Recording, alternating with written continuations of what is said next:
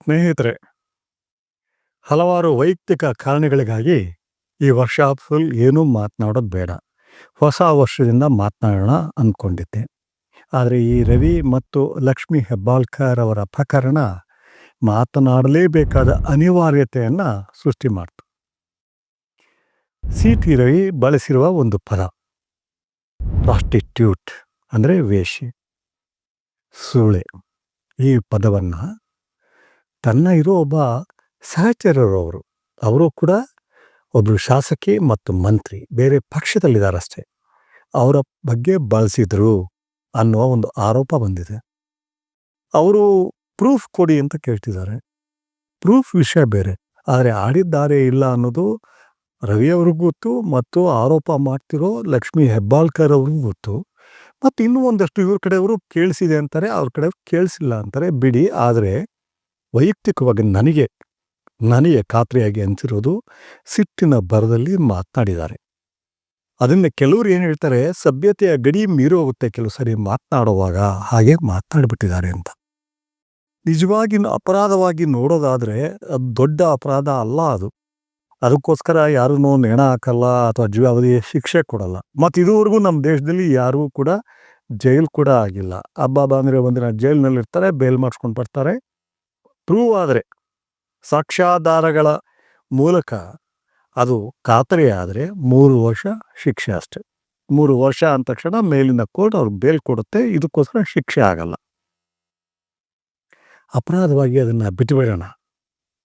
ಆದರೆ ಮತ್ತೊಂದು ಸಂಗತಿ ಇದೆ, ಅದಕ್ಕೆ ಮತ್ತೊಂದು ನೆಲೆ ಇದೆ. ಅದು ಬಹಳ ಜನಕ್ಕೆ ಗೊತ್ತಿಲ್ಲ. ರವಿ ಎಸಗಿರೋದು ಅಪರಾಧ ಅಲ್ಲ, ಪಾಪ, ಸಿನ್ ಅಂತ ಹೇಳ್ತಾರೆ. ಪಾಪ, ಅದು ಘೋರವಾದ ಪಾಪ. ನಾನು ಅನುಭವದಿಂದ ಕಂಡುಕೊಂಡಿರೋ ಸತ್ಯ ಹೇಳ್ತಿದ್ದೀನಿ. ನಂಬಿಕೆ ಅಲ್ಲ, ಕುರುಡು ನಂಬಿಕೆ ಅಲ್ಲ.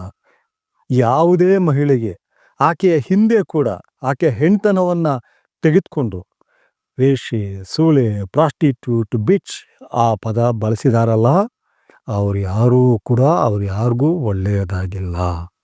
ನಾನು ಹೇಳ್ತಾರೆ, ನರಕಕ್ಕೆ ಹೋಗ್ತಾರೆ, ದೇವ್ರು ನೋಡ್ತಾನೆ, ಅದು ಯಾವುದೂ ಹೇಳ್ತಿಲ್ಲ. ಅದಕ್ಕೇನು ಕಾರಣ ಅನ್ನೋದು ಈಗ ಈ ವಿಷಯದ ತೆಗೆದುಕೊಂಡು ಭಾಳ ಆಳಕ್ಕೆ ನಾನು ಹೋಗಲ್ಲ. ಆದರೆ ಅವರೆಲ್ಲ ನರಳಿದ್ದಾರೆ. ರವಿ, ಚೆನ್ನಾಗಿ ಜ್ಞಾಪಕ ಇರಲಿ ರವಿ, ರೌಡಿಗಳು ನರಳಿದ್ದಾರೆ. ಸಾಹಿತಿಗಳು, ಅವ್ರ ಹೆಸರು ನಾನು ಹೇಳೋದಿಲ್ಲ, ನರಳಿದ್ದಾರೆ. ರಾಜಕಾರಣಿಗಳು ನರಳ್ತಾ ಇದ್ದಾರೆ. ಕಲಾವಿದರು ನರಳ್ತಾ ಇದ್ದಾರೆ. ಬಿಸ್ನೆಸ್ ಮನ್ಗಳು, ಸಾಮಾನ್ಯರು ನರಳ್ತಾ ಇದ್ದಾರೆ. ಘೋರವಾದ ಪಾಪ. ಒಂದು ಹೆಣ್ಣಿಗೆ ನಾವು ಎಸಗಬಹುದಾದ ಘೋರವಾದ ಪಾಪ ಅಂದರೆ ಆಕೆಯ ಎದುರಿಗೆ, ಆಕೆಯ ಮುಖಕ್ಕೆ ನೀನು ಪ್ರಾಸ್ಟಿಟ್ಯೂಟ್, ವೇಶ್ಯೆ ಅಂತ ಹೇಳೋದು. ಸಿಟ್ಟಿನಲ್ಲಿ ಮತ್ತು ಆಕೆನ ತುಳಿಯೋದಕ್ಕೆ, ಕೆಳಕ್ಕೆ ತಳ್ಳೋದಕ್ಕೆ, ಹಳ್ಳಕ್ಕೆ ದೂಡೋದಕ್ಕೆ ಹೇಳೋದು ಇದೆಯಲ್ಲ, ಅವ್ರು ಯಾರಿಗೂ ಒಳ್ಳೆಯದಾಗಿಲ್ಲ ರವಿ. ನಾನು ಬಯಸ್ತಾ ಇಲ್ಲ, ಯಾಕೆ ರವಿ ನನಗೆ ಪರಿಚಿತರು.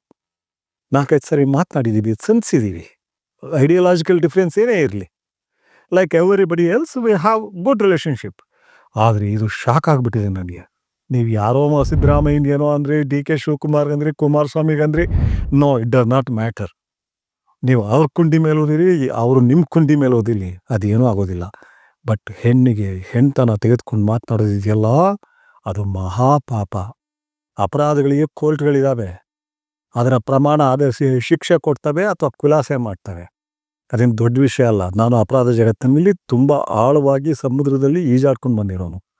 ಆದರೆ ಪಾಪ ಇದೆಯಲ್ಲ, ಅದರಿಂದ ಎಸ್ಕೇಪ್ ಆಗೋಕ್ಕಾಗಲ್ಲ. ನರಳೋಗ್ತಾರೆ. ಅವ್ರು ನರಳೋದು ಬೇಡ.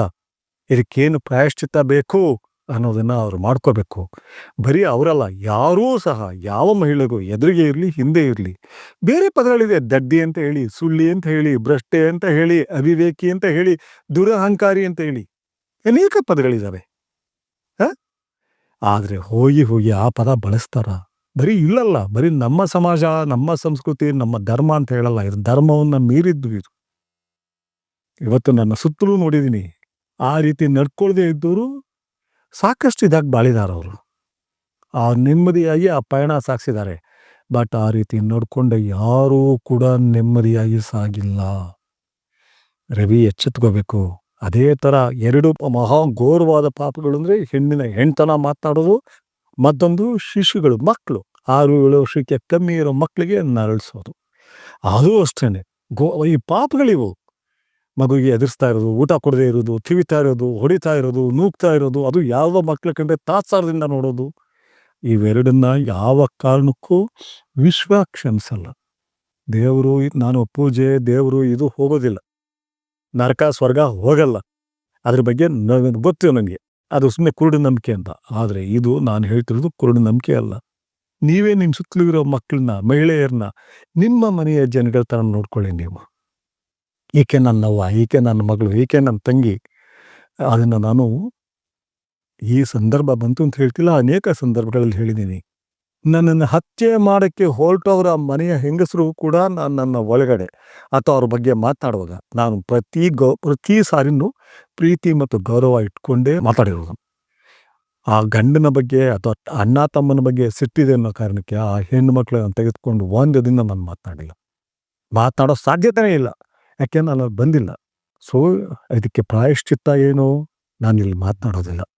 ತಿಳುವಳಿಕೆಯ ಜನಗಳಿದ್ದಾರೆ, ಹಿರಿಯ ಜನಗಳು, ಚಿಕ್ಕಮಗಳೂರು ಎಲ್ಲ ಕಡೆ ಇದ್ದಾರೆ. ಎಲ್ಲ ಜನಾಂಗಗಳು, ಎಲ್ಲ ಧರ್ಮಗಳು, ಎಲ್ಲ ಭಾಷೆಗಳು ಎಲ್ಲರೂ ಇದ್ದಾರೆ. ರವಿ ತಿಳ್ಕೊಂಡು ಬಹಳ ಕಷ್ಟಪಟ್ಟು ಹೊರಗಡೆ ಬರಬೇಕು. ಯಾಕೆಂದ್ರೆ ಇನ್ನೂ ಚಿಕ್ಕ ವಯಸ್ಸು, ಆ ಹೆಂಡತಿ ಮತ್ತು ತಾಯಿ ಇವನ್ನೆಲ್ಲ ನೋಡಿದಾಗ ನಮ್ಮ ಕುಟುಂಬದ ಮಹಿಳೆಯರು ನೋಡಿದಾಗುತ್ತೆ. ಯಾವ ಕಾರಣಕ್ಕೂ ಇದನ್ನು ಸಮರ್ಥಿಸ್ಕೊಳ್ಳೋದಲ್ಲ, ಇದರಿಂದ ಹೊರಗಡೆ ಬರಲೇಬೇಕು. ಬರದೇ ಹೋದರೆ ಕಡು ಕಷ್ಟ. ಆ ಕಷ್ಟ ಬಂದು ನನ್ನನ್ನು ಹಿಂಗೆ ಹೇಳಿದ್ರು ಅಂತ ನೆನೆಸ್ಕೊಳ್ಳೋದು ಬೇಡ. ಆ ಕಷ್ಟದಿಂದ ಹೊರಗಡೆ ಬರಲಿ ಅಂತ ಬಯಸ್ತೇನೆ. ಇಂದು ಈಗ ಎರಡನೇ ವಿಷಯ. ಇದು ಅರ್ಧ ಭಾಗ. ಇನ್ನರ್ಧ ಭಾಗಕ್ಕೆ ಬರ್ತೀನಿ. ಲಕ್ಷ್ಮೀ ಹೆಬ್ಬಾಳ್ಕರ್ ಅವ್ರ ಬಗ್ಗೆ ನನಗಷ್ಟು ಗೊತ್ತಿಲ್ಲ. ಹೆಸರು ಕೇಳಿದ್ದೀನಿ. ಕಾಂಗ್ರೆಸ್ನಲ್ಲಿ ಒಬ್ಬ ಶಾಸಕಿ. ಅವರು ಕೂಡ ಸಾಕಷ್ಟು ಮುಖಂಡರು ಮತ್ತು ಮಿನಿಸ್ಟರ್ ಆಗಿದ್ದಾರೆ. ಮತ್ತು ಬಂದು ಇದು ಇಡೀ ಬರೀ ಪುರುಷ ಜನಾಂಗವೇ ತನ್ನ ಕೈಲಿಟ್ಕೊಂಡಿರೋ ರಾಜಕೀಯದಲ್ಲಿ ಆ ಹೆಸರುಗಳು ಮಾಡೋದು ಇದೆಯಲ್ಲ ಮಹಿಳೆಯರು, ಅದಕ್ಕಿಂತಲೂ ಕಷ್ಟ ಯಾವುದೂ ಅಲ್ಲ.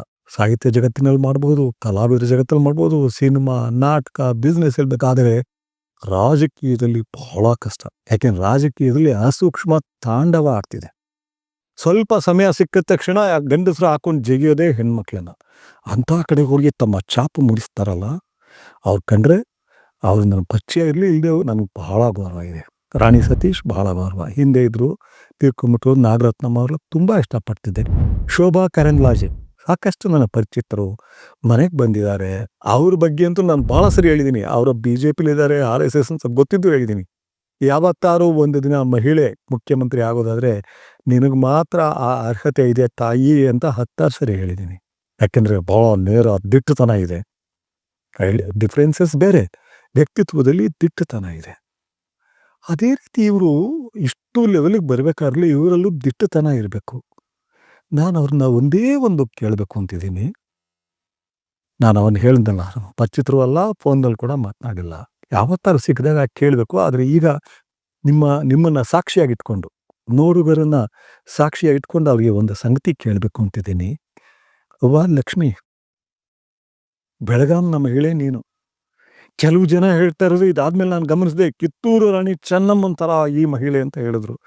I felt very happy, really proud of it. Kittur Rani Chennamma ಅಂದರೆ ನಮ್ಮ ಹೃದಯದಲ್ಲಿ, ನಮ್ಮ ಸಂಸ್ಕೃತಿಯಲ್ಲಿ ಒಳಗೆ ಬಂದ್ಬಿಟ್ಟಿದೆ ನಮಗೆ. 10 ಸಾರಿ ಅವನು ಪ್ರಾಸ್ಟಿಟ್ಯೂಟ್ ಅಂದಾಗ ಏನಾಗಿತ್ತಮ್ಮ? ಒಂದು ಸಾರಿ ಪ್ರಾಸ್ಟಿಟ್ಯೂಟ್ 10 ಸಾರಿ ಕೌಂಟ್ ಮಾಡ್ತಾರಾ?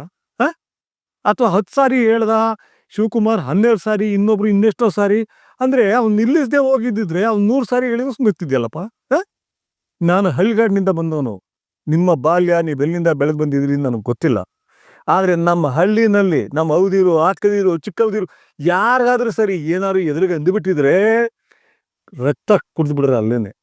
ನಾವು ನೋಡಿದ್ದೀವಿ. ಹಂಗಂದಾಗ ಚಿರತೆಗಳಾಗ್ಬಿಡ್ತಾರೆ ಹೆಣ್ಮಕ್ಳುಗಳು. ಇಷ್ಟಿರ್ತಾರೆ, 4 ಅಡಿ ಇರ್ತಾರೆ ಅಷ್ಟೇ. ದೊಡ್ಡ ಸೂಳೆ ನೀನು ಅಂದ ತಕ್ಷಣ ಚಿರತೆ ಆಗ್ಬಿಡ್ತಾರೆ. ಕೈ ಸಿಕ್ಕದಲ್ಲಿ ಹೊಡೆದಾಕ್ಬಿಡ್ತಾರೆ. ಕ್ಯಾಕರಿಸಿ ಮುಕ್ಕು ತುಂಬ ಒಗಿತಾರೆ. 10 ಜನ ಸೇರಿದ್ರು ಅವ್ರನ್ನ ಕಂಟ್ರೋಲ್ ಮಾಡೋಕ್ಕಾಗಲ್ಲ. ಇದು ಕಣ್ಣಾರೆ ನಾನು ನೋಡಿದ್ದೀನಿ. ನಾನು ಅದೇನೋ ಬಾಯಿ ತಪ್ಪಿ ಅಂದ್ಬಿಟ್ಟಿರ್ತಾರೆ ಜಗಳದಲ್ಲಿ. ಅಷ್ಟಕ್ಕೆ ಸಹಿಸೋದಿಲ್ಲ.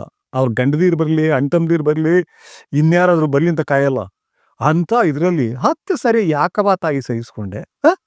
ಇಷ್ಟೆಲ್ಲ ಮಾಡೋ ಬದಲು ಇದನ್ನು ಹೊರಗಡೆ ಪೊಲೀಸು ಅದು ಇದು ಬಿಟ್ಟು, ಅದು ಕಾನೂನು ಬಾಹಿರವೋ ಕಾನೂನು ಪ್ರಕಾರವೋ ಉಚಿತವೋ ಅನ್ನೋ ಪ್ರಶ್ನೆ ಬದಲು ನೀನು ಕ್ಯಾಕರ್ಸಿ ಒಂದನೇ ಸರಿ ಶಾಕ್ ಆಗಿರುತ್ತೆ. ಯಾರೇ ಆಗಿದ್ರು, ಯಾರೇ ಹೆಣ್ಮಕ್ಳಿದ್ರು, ನೀನು ಪ್ರಾಸ್ಟಿಟ್ಯೂಟ್ ಅಂದರೆ ಶಾಕ್ ಆಗುತ್ತೆ. ಈ ಪ್ರಾಸ್ಟಿಟ್ಯೂಟ್ ಅಂತಿದ್ದಾನ ಏನೋ ಕೇಳಿಸ್ಕೊಂಡ ಅಂತ. ಎರಡನೇ ಸಾರಿ ಖಚಿತ ಆದ ತಕ್ಷಣ instant reaction, immediate reaction, instinctive reaction ಅಂದರೆ ಕ್ಯಾಕರ್ಸಿ ಉಗಿತಾರೆ, ಕಪಾಳ ಕೊಡಿತಾರೆ. ಹೌದಾ ಇಲ್ವಾ ಹೇಳ್ತಾಯಿ? ಹೊಡಿಬೇಕಾಗಿತ್ತು, ನಂತರ ಚಪ್ಪಲಿ ಹೊಡಿತಾರೆ, ನಂತರ ಕಿರ್ಸ್ತಾರೆ. ನೋಡಿ ಇವ್ನು ಹಿಂಗೆ ಅಂದ್ಬಿಟ್ಟ, ಈ ಮನೆ ಹಾಳ ಅಂತ, ಈ ರಾಸ್ಕಲ್, ಈ ದುಷ್ಟ, ಈ ಕಂತ್ರಿ, ಈ ನಾಯಿ ಹಿಂಗನ್ನ ಅಂತ ಕಿರ್ಸ್ತಾರೆ. ಆದ್ರೆ ಹೆಂಗವ ತಾಯಿ ಕೇಳಿಸ್ಕೊಂಡು ಕೂತ್ಕೊಂಡೆ 10 ಸಾರಿ. ಕೇಳಾದ್ಮೇಲೆ ಹೋಗಿ ಹರಿಪ್ರಸಾದ್ ಹೇಳೋದು, ಇನ್ಯಾರೋ ಯಾದವ್ ಅವ್ರು ಹೇಳೋದು, ಇನ್ಯಾರಿಗೋ ಹೇಳೋದು. ಇದನ್ನ ಮಾಡೋ ಬದಲು ಕೊರಳಪಟ್ಟಿ ಇಟ್ಕೊಂಡು ಅಲ್ಲಿ ಬಾರಿಸ್ಬೇಕಾಗಿತ್ತಲ್ವ. ಸ್ವಲ್ಪ ಶಕ್ತಿ ಹೆಚ್ಚಿದ್ರೆ ಕೆಳಗಡೆ ಕಿಡ್ಕೊಂಡ್ಬಿಡೋ ಅವನ್ನ. ಯಾರನ್ನ ಈ ಥರ ಯಾವನೇ ಹೇಳಿರ್ಲಿ, ಅದು ರವಿ ಅಂತ ಹೇಳ್ತಾ ಇಲ್ಲ, ಯಾರೇ ಹೇಳಲಿ, ದಾರಿಲಿ ಹೋಗೋನು ಹೇಳಲಿ, ಪೊಲೀಸ್ ಹೇಳಲಿ, ಯಾರೇ ಹೇಳಲಿ, ಸಹಿಸ್ಕೊಳ್ಳೋ ಪದಾನ ಅದು. ಇನ್ಸ್ಟಿಂಕ್ಟಿವ್ ರಿಯಾಕ್ಷನ್ ಅದು. ಇದನ್ನು ಯಾಕೆ ಮಾಡಲಿಲ್ಲ? ಒಂದು ಸಾರಿ ಅವ್ನಿಗೆ ಕ್ಯಾಕರ್ ಸುಗಿದು ಕಪಾಳಕ್ಕೆ ಹೊಡೆದಿದ್ರೆ, ಚಪ್ಪಲಿ ಎಸ್ತಿದ್ದಿದ್ರೆ, ಇಡೀ ಇಂಡಿಯಾ ಹೆಣ್ಮಕ್ಳಿಗೆ ತಾಯಿ ಲಕ್ಷ್ಮೀ ಹೆಬ್ಬಾಳ್ಕರ್ ನೀನು ಮಾದರಿ ಆಗ್ತಿದ್ದೆ. ಇನ್ನೊಂದ್ಸರಿ ಯಾರು ಮಾಡಿದ್ರೆ, ನಮ್ಮ ಅಕ್ಕ ಮಾಡಿದೆ ನೋಡು, ನಮ್ಮ ಹಿಳೆ ಮಾಡಿದೆ ನೋಡು, ಲಕ್ಷ್ಮವ್ವ ಮಾಡಿದೆ ನೋಡು ಅಂತ ಇಡೀ ಇಂಡಿಯಾಗೆ ಇನ್ ನೋ ಟೈಮ್ ಆ ಮಕ್ಳಿಗೆ, ಹೆಣ್ಣು ಮಕ್ಳಿಗೆ ಮಾದರಿ ಆಗ್ಬಿಡ್ತಿದ್ದೆ. ಇನ್ನು ಈ ಪದ ಬಳಸೋದಕ್ಕೆ ಯಾರಿಗೂ ಧೈರ್ಯ ಬರ್ತಾ ಇರಲಿಲ್ಲ. ಇದನ್ನ ಬಳಸಿ ಹೊರಗಡೆ ಹೋಗಿ ಬೆಂಬಲಿಗರು ಬಂದು ಹಲ್ಲೆ ಮಾಡುವಂಥ ಸಂಗತಿನೇ ಅಲ್ಲ ಇದು. ಇನ್ಸ್ಟಿಂಕ್ಟಿವ್ ಆಗಿ ಯಾಕೆ ಮಾಡಲಿಲ್ಲ? I want to know the answer. ಅದು ಹೆಂಗೆ ಸಹಿಸ್ಕೊಳ್ಳೋಕೆ ಸಾಧ್ಯ ಆಯಿತು? ಆ ಉಮಾಶ್ರೀ ನನಗೆ ಪರಿಚಿತರು, ಹೇಳಿದ್ದಾರೆ, ನನಗೂ ಕೇಳಿಸ್ತು ಅಂತ ಹೇಳಿದ್ರು. ಅವರು ಯಾಕೆ ಬಿಡಲಿಲ್ಲ? ಉಮಾಶ್ರೀ ಸ್ವಲ್ಪ ದಿಟ್ಟತನದ ಮಹಿಳೆ, ಅವರು ದಿಟ್ಟ ಹೆಣ್ಮಗಳು, ನಾಟಕ ರಂಗದಿಂದ, ಸಿನಿಮಾ ರಂಗದಿಂದ ಹೆಸರು ಮಾಡ್ಕೊಂಡು ಬಂದಿರೋರು ಮತ್ತು ಸ್ಥೈರ್ಯದ ಮಹಿಳೆ. ಯಾಕೆ ಬರಲಿಲ್ಲ? ನಮ್ಮ ಸಿನಿಮಾಗಳಲ್ಲಿ ಮಾಡಿದ್ದಾರೆ ಅವರು. ಅವ್ರ ಬಗ್ಗೆ ನನಗೆ ಅಪಾರ ಗೌರವ ಇದೆ. ಅವರು ಸುಮ್ಮನಾದ್ರೆ ಬಾರ್ಸ ತಗೊಂಡು ಅಂತ ಯಾಕೆ ಹೇಳಲಿಲ್ಲ? ಮತ್ತು ಅವ್ರು ಯಾಕೆ ಹೊಡಿಲಿಲ್ಲ? ನೀವು ಹೊಡೆದಿದ್ರೆ ಅದ್ರ ಬಗ್ಗೆ ಕಾನೂನು ಕ್ರಮದ ಪ್ರಶ್ನೆನೇ ಬರ್ತಾ ಇರಲಿಲ್ಲ. ಈಗ ಸದನದ ಒಳಗೆ ನಡೆದಿರೋ ಸಂಗತಿಗೆ ಪೊಲೀಸ್ ಕೇಸ್ ಹಾಕಿದ್ದು, ಕರ್ಕೊಂಡು ಹೋಗಿದ್ದು ಔಚಿತ್ಯ ಅಂತ ಯಾರಿಗೂ ಅನಿಸಿಲ್ಲ. ಯಾಕೆಂದರೆ ಒಂದು ಕಾಲದಲ್ಲಿ ಕರುಣಾನಿಧಿ 2ನೇ ಸಾರಿ ಗೆದ್ದು ಬಂದಾಗ ಜಯಲಲಿತಾ ಪಕ್ಷದಿಂದ ADMKಯಿಂದ ಗೆದ್ದು ಬಂದಿದ್ದು ಆಕೆ ಒಬ್ಬರೇ. ಆಕೆಯನ್ನು ಅಕ್ಷರಶಃ ಬೆತ್ತಲು ಮಾಡ್ತಾರೆ ಸದನದಲ್ಲಿ. ಯಾಕೆಂದರೆ ಸದನದ ಕೇಸ್ ಆಗಲ್ಲ ಅಂತ. ಆಗ ಕೂಡ ಯಾರ ಜೊತೆ ಇರ್ತಾರೆ ಇವರು? ವಾಜಪೇಯಿ ಸಂಪುಟದಲ್ಲಿ ಇರ್ತಾರೆ ಇವರು. ಹೊಂದಾಣಿಕೆ ಮಾಡ್ಕೊಂಡಿರ್ತಾರೆ. DMK ಮಿನಿಸ್ಟರ್ಗಳಿರ್ತಾರೆ ಸೆಂಟ್ರಲ್ನಲ್ಲಿ. ಆ ಸಮಯದಲ್ಲಿ ಆಕೆ ಬಟ್ಟೆ ಬಿಸ್ತಾರೆ, ಮತ್ತೆ ಎಂದೂ ಆಕೆ ಹೋಗಲ್ಲ. ಇದನ್ನೇನು ಆಕೆ ಸಿಮಿ ಗಾಯವಾಲ್ ಜೊತೆ ಕೊಟ್ಟಿರೋ ಸಂದರ್ಶನದಲ್ಲಿ ಜಯಲಲಿತಾ ಅವರು ಹೇಳಿದ್ದಾರೆ, ಎಲ್ಲರೂ ಗೊತ್ತಿದೆ ಇದು.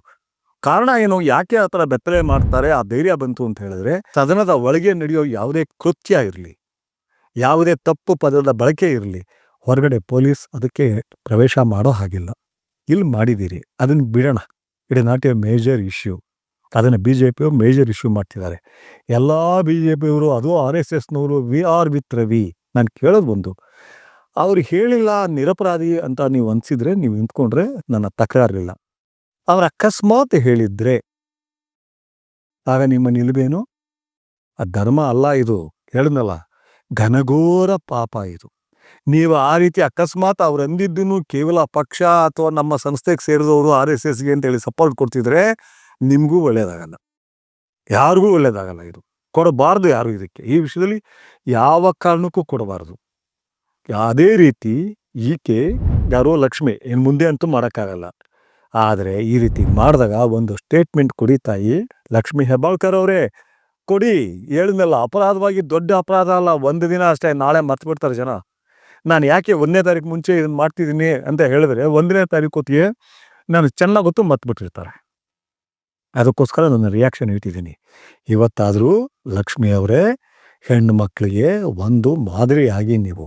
ಈ ರೀತಿ ಆದಾಗ ನಾನು ಮಂತ್ರಿ ಸಚಿವೆ ಕಾರಣಕ್ಕೆ ನನಗೆ ಮಾಡಲಿಲ್ಲ. ನಿಮ್ಗೆ ಯಾರು ಹೀಗೆ ಹೇಳಿದ್ರೆ ಕೆರ ತೊಗೊಂಡು ಹೊಡೀರಿ, ಕೆರದಲ್ಲಿ ಫಸ್ಟ್ ಹೊಡೀರಿ, ಆಮೇಲೆ ಕೇಸ್ ಕೂಡ ಆಗಲ್ಲ. ಅದಕ್ಕೇನು ಸಾಕ್ಷಿ ಬೇಕು, VCR ಇದೆಯಾ, ವಿಡಿಯೋ ಇದೆಯಾ, ಇದೆಯಾ ಅಥವಾ ಕ್ಯಾಮ್ರಾ ಇತ್ತ, ಯಾವುದೂ ಬೇಕಾಗಿಲ್ಲ. ಒಂದು ಹೆಣ್ಣಿಗೆ ಸೂಳೆ ಅನ್ನೋದು ಇದೆಯಲ್ಲ, ಪಕ್ಕದಲ್ಲಿ ಒಬ್ಬ ನಿಂತ್ಕೊಂಡು ಕೇಳಿಸ್ಕೊಂಡ್ರೆ, ಈ ದಲಿತರ ಬಗ್ಗೆ ಇದೆಯಲ್ಲ, ಆ ದಲಿತ ಆ ಜಾತಿ ತೆಗೆದುಕೊಂಡು ನಿಂದನೆ ಮಾಡಿದಾಗ ಎಷ್ಟು ಸೀರಿಯಸ್ಸೋ ಅಷ್ಟೇ ಸೀರಿಯಸ್ ಇದೆ ಇದು. ಕಾನೂನನ್ನ ಬಿಟ್ಬಿಡಿ, ಆದರೆ ಆ ಕೆಲಸ ಮಾಡಿ. ಅದರಲ್ಲಿ ದೊಡ್ಡ ಹೆಸರು ಮಾಡಬಾರಾಗಿತ್ತು. ಎಲ್ರಿಗೂ ನಾವು ಮುಂದೆ ನಮ್ಗೆ ಕಾಣೋ ಎಲ್ಲ ಹೆಣ್ಮಕ್ಳಿಗೂ ಲಕ್ಷ್ಮಿ ಅವ್ರ ಥರ ವರ್ತನೆ ಮಾಡಿ ನೀವು ಅವ್ರನ್ನ ಮಾದರಿಯಾಗಿ ಇಟ್ಕೊಳ್ಳಿ ಅಂತ ಹೇಳ್ಬೋದಾಗಿತ್ತು. ನೀವು ಅದನ್ನು ಕಳ್ಕೊಂಡ್ರಿ. ಹೌದಾ ಅಲ್ವಾ? ಯೋಚನೆ ಮಾಡಿ. ನಮಸ್ಕಾರ.